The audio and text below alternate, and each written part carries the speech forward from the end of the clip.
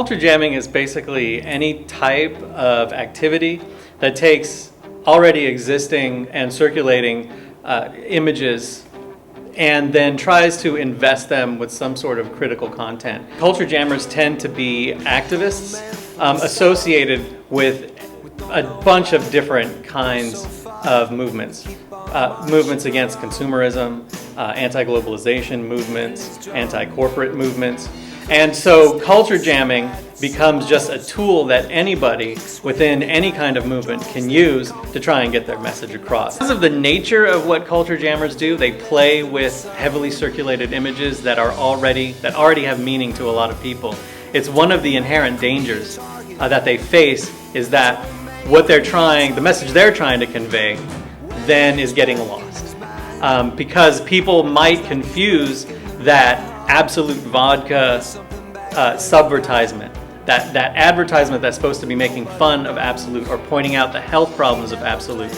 People might confuse that for an actual advertisement for Absolute vodka itself. And that's the risk they run with playing with images that have already been heavily circulated, that already have meaning to a lot of people.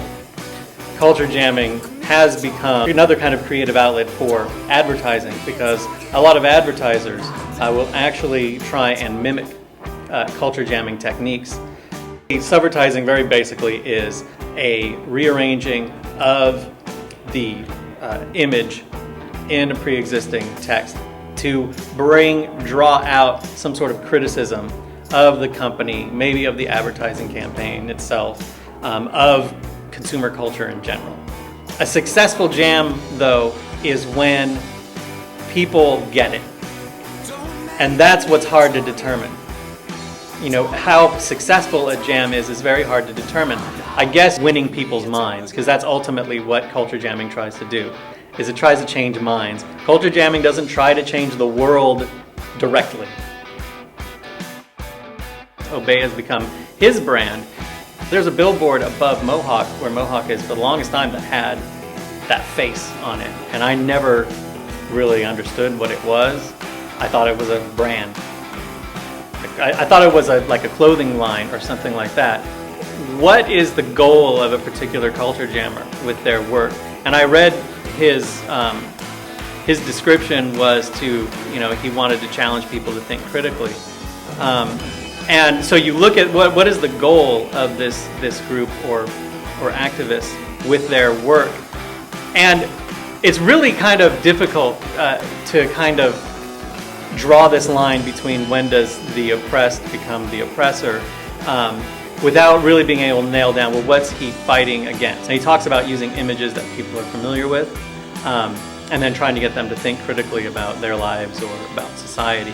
Adbusters, though, is, I think, a much clearer example because their whole thing is anti-consumerism, and yet they create products and to sell to the public, most notably the black spot sneakers. And so they can really come under that charge of, well, wait a minute, you're saying that you're anti-consumerist and yet you're selling this glossy magazine. You're selling these sneakers. You want to start up restaurant chains, black spot restaurant chains. But still, you got to look behind, what are they really trying to do? And it becomes so much more complicated when you really try to get to the bottom of what their goal is.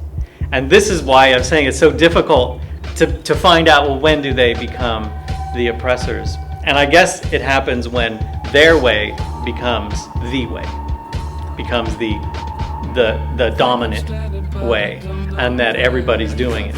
Change happens with the masses because that's where the power resides, really. They might have the money, control the means of production, have control of communication, but really power is with people, a lot of people.